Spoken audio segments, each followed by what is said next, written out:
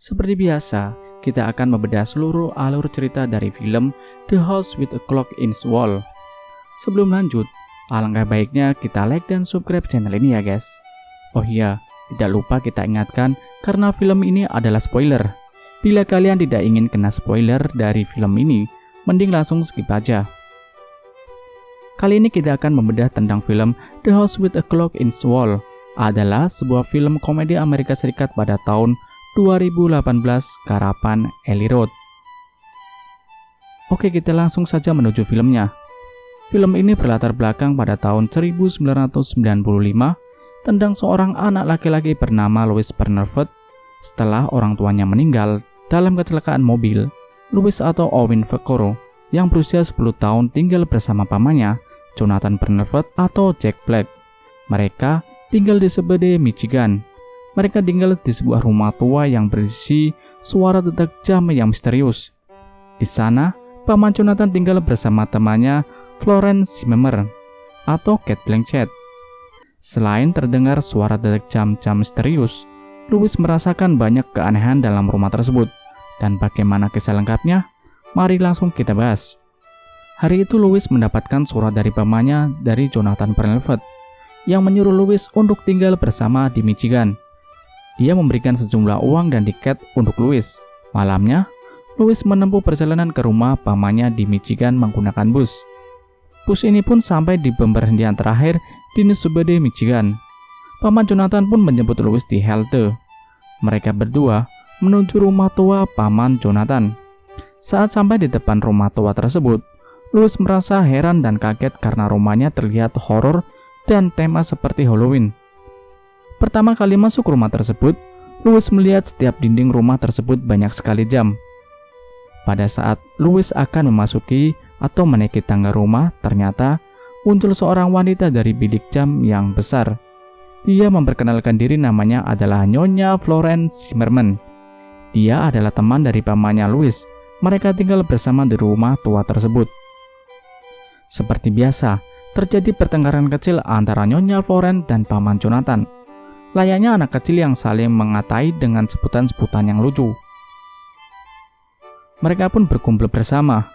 Louis, paman Jonathan, dan Nyonya Florence. Louis diajak untuk bermain poker. Karena sebelumnya Louis tidak pernah bermain poker. Ya, jadinya dia tidak tahu bagaimana cara mainnya. Tapi ajaibnya, dia selalu menang karena kartu yang Louis pegang selalu berubah. Terlihat seperti magic.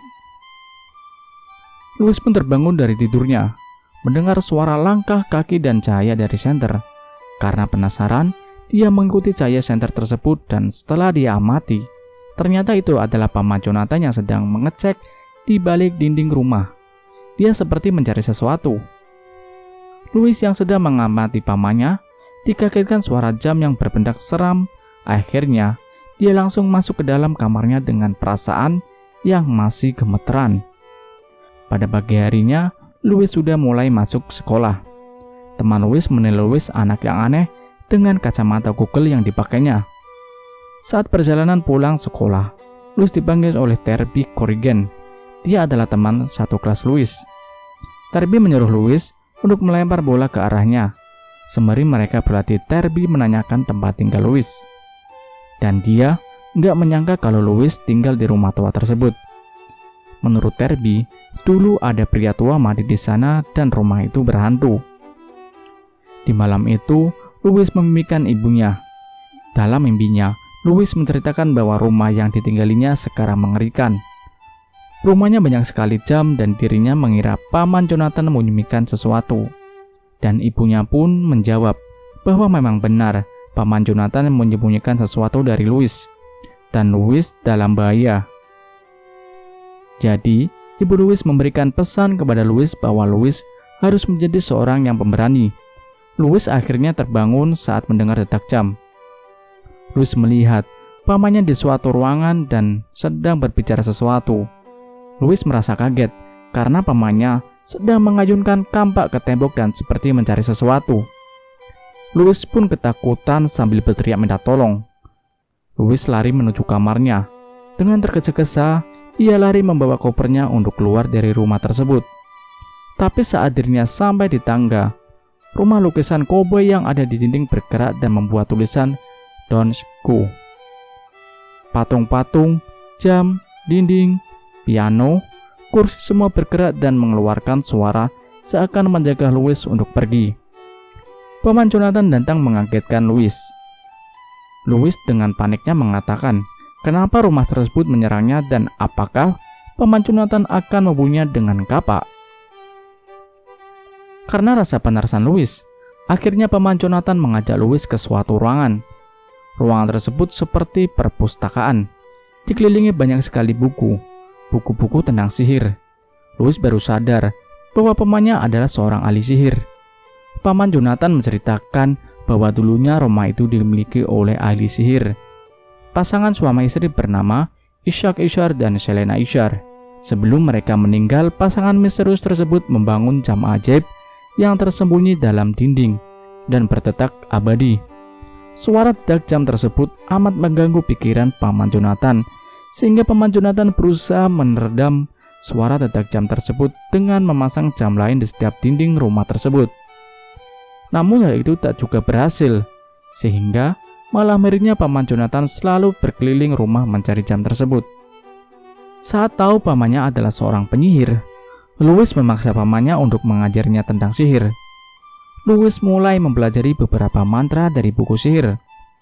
Dalam rumah tersebut ada sebuah lemari kuno. Lemari tersebut terdiri dari jimat kutukan, tangkisan, dan mantra. Paman Jonathan mengatakan kepada Louis agar dirinya tidak membuka lemari tersebut untuk selamanya. Di ruang bawah tanah, Paman Jonathan membuka buku milik Ishak Ishar. Buku tersebut berisi kumpulan berita tentang Ishak Ishar. Ishak ternyata adalah seorang ahli sihir hitam. Ingatannya kembali kepada masa dirinya dan Nyonya Florence menemui Ishak, tapi keadaan Ishak saat itu sedang sekarat saat menjelang ajalnya. Ishak berbicara mengenai jam ajaib yang ia buat. Louis pun mulai rajin belajar sihir. Di rumah, saat sedang membaca, Paman Jonathan mendapatkan petunjuk di mana letak jam yang disembunyikan. Saat mendapat petunjuk, dirinya langsung menuju ke suatu ruangan dan mengecek setiap benda. Saat melihat foto Ishak Ishar bersama istrinya, dalam suatu pinggir dirinya melihat ada sesuatu yang mungkin itu menjadi kuncinya. Dan ya, ternyata itu benar. Paman Jonathan segera menggerakkan tangan yang ada pada sebuah patung, dan pintu rahasia pun terbuka. Paman Jonathan segera masuk ke dalam pintu tersebut. Di sana, dia menemukan pola-pola gambar yang ada hubungannya dengan jam ajaib. Louis dan Terby sudah ada di rumah tua Paman Jonathan. Louis menunjukkan beberapa buku mengenai sihir, tapi Terby justru tertarik pada lemari kuno yang tidak boleh seorang pun membukanya. Karena penasaran, Terby mendekati lemari tersebut. Louis pun melarangnya. Terby tetap saja mencari kunci lemari tersebut. Akhirnya ia menemukan kuncinya pada laci lemari. Louis sangat ketakutan karena Paman Jonathan sudah sangat melarang membuka lemari tersebut. Saat lemari dibuka, Terby menemukan sebuah buku mantra sihir misterius. Louis merebut buku tersebut dari Terby dan meletakkannya kembali ke dalam lemari. Paman Jonathan segera membawa gambar pola-pola yang ia temukan tadi dan segera memeriksanya dengan Nyonya Florence. Pola-pola tersebut menggunakan lambang-lambang Yunani dan menyimpan arti yang sulit dipecahkan serta misterius. Louis kembali memimpikan ibunya. Dalam mimpinya, ibunya menanyakan bagaimana pertemanannya dengan Terby. Louis menemui Terby. Ia menanyakan apakah kamu mau melihat sihir yang sesungguhnya. Terby pun mengiyakan. Louis berkata, ia bisa membangkitkan seorang mati dan Terby tidak akan percaya. Akhirnya Terby menyetujui untuk ikut dengan Louis. Louis mengambil buku sihir terlarang dari lemari kuno dan membawanya ke pemakaman. Mereka mencari kuburan yang akan dibangkitkan. Tapi, buku sihir yang Louis pegang menunjukkan pada suatu makam. Louis mulai membaca mantranya. Makam tersebut mulai terbuka. Terby segera lari dari makam disusul oleh Louis. Pagi harinya, saat Louis terbangun, dirinya tidak bisa menggunakan mantranya lagi. Ruangan yang dipenuhi patung bersorak gembira dan bernyanyi mengatakan bahwa dia telah bangkit dan pulang ke rumah. Paman Jonathan pun curiga dirinya segera menuju pemakaman dan melihat makam yang terbuka ternyata makam orang tersebut.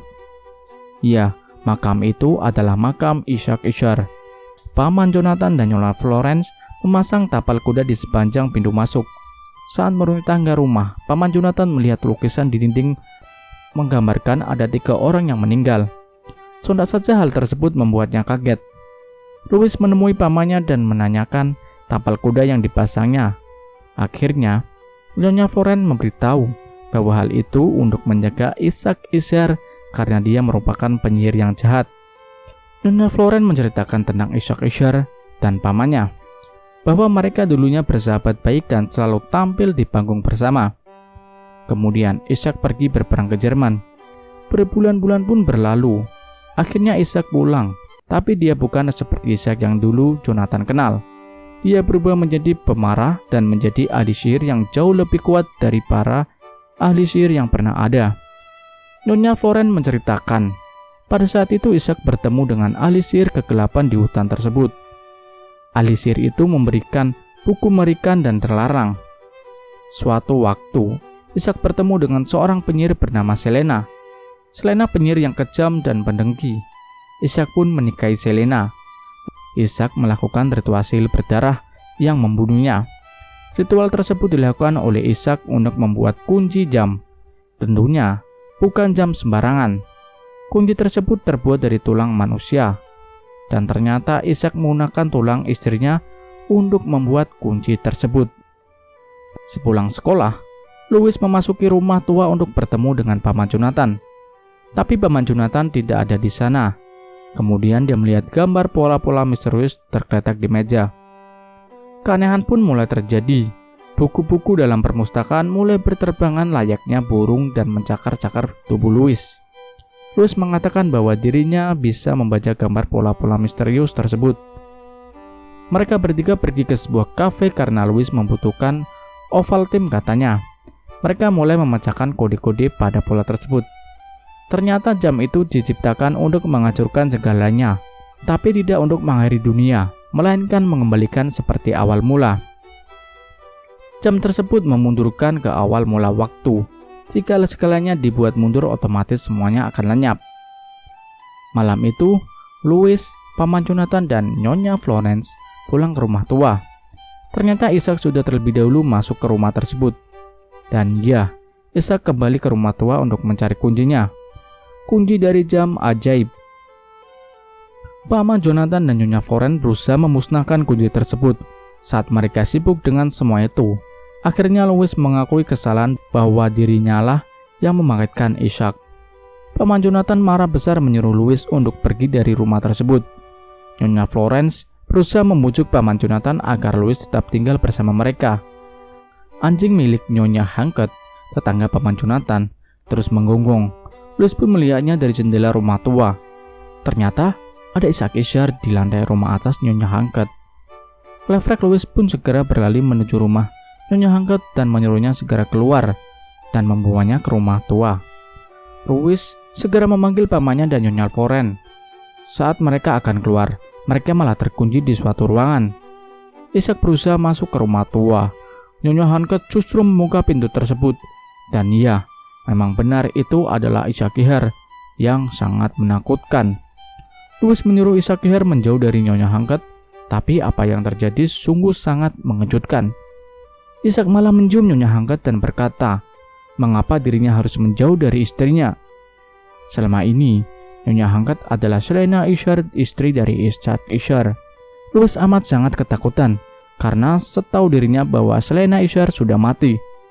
Tapi kenyataannya, dirinya masih hidup. Dia kabur saat kejadian ritual darah itu. Dan siapa sangka ternyata kunci yang terbuat dari tulang adalah tulang milik Nyonya Hanket yang asli. Louis semakin kaget karena Selena Ishar bisa menyamar menjadi yang dia mau. Dia memperlihatkan di hadapannya Louis. Selena merubah dirinya menjadi ibunya Louis dan ingat kejadian di malam di mana ibu Louis menyuruh Louis untuk mengambil buku itu dan mengajak Kirby ke pemakaman.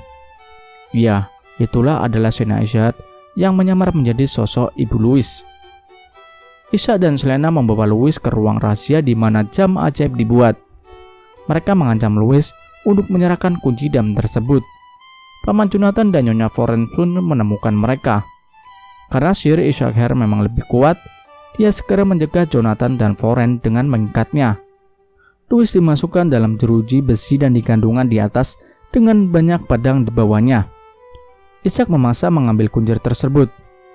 Dengan kekuatan sihir Nyonya Florence dan Paman Jonathan, mereka bisa melepaskan diri dari sihir Ishak. Mereka mulai melawan Ishak dan Selena. Namun saat itu kunci berhasil dibawa oleh Ishak. Mereka pun segera mencari Ishak dan Selena. Saat keluar dari ruangan tadi, di depan sudah banyak patung-patung menghadang mereka bertiga. Mereka bertiga dikeluarkan dari rumah tersebut. Mereka bertiga sedang berada di rumah asli Nyonya Florence. Rumahnya memang tidak jauh dari rumah tua. Mereka membicarakan agar kunci itu bisa direbut kembali. Louis dengan gaya sihirnya dan bertanya kepada bola 8. Ajaibnya, bola itu dapat menunjukkan di mana letak kunci itu berada sekarang. Mereka bertiga kembali ke rumah tua. Seperti yang diduga, sisi rumah tersebut menyerang mereka bertiga. Dengan strategi dan sihir yang sudah direncanakan, Nyonya Florence dapat mengalahkan patung-patung tersebut. Louis dan Paman Jonathan segera menuju tempat yang ditunjuk oleh bola 8. Selena dan Ishak sedang berada di sana dan akan melakukan ritual. Paman Jonathan segera mencegahnya, namun sihirnya tidak bisa menembus mereka. Ritual pun dimulai. Jam yang tersembunyi mulai terlihat. Ishak mengajak Selena untuk memasuki jam tersebut. Paman Jonathan segera membuat duplikat kunci jam dengan kartu yang ia miliki. Namun dirinya gagal dan malah berubah menjadi bayi. Louis berusaha menghancurkan jam tersebut dengan bola 8 yang dimilikinya. Saat yang ditunggu Ishak dan Selena segera tiba. Suasana saat itu langit menjadi merah dan terjadi gerhana bulan. Waktu mulai mundur. Orang-orang yang sedang berkumpul terkena kilatan merah dan mereka musnah. Di tempat jam ajaib, Louis sedang berjuang untuk mematikan jam tersebut. Bola 8 milik Louis yang ia lemparkan ke mesin jam menyangkut ke sana. Putaran jam pun menjadi tidak teratur. Dengan tekad yang gigih, Louis mencoba sihir yang ia kuasai, dan sihir tersebut mengenai Selena dan Ishak. Mereka berdua terlempar masuk ke dalam mesin dan musnah. Jam ajaib pun berhenti berputar dan Paman Jonathan kembali ke bentuk semula. Pada akhirnya, Louislah yang dapat mengalahkan Ishak dan Selena.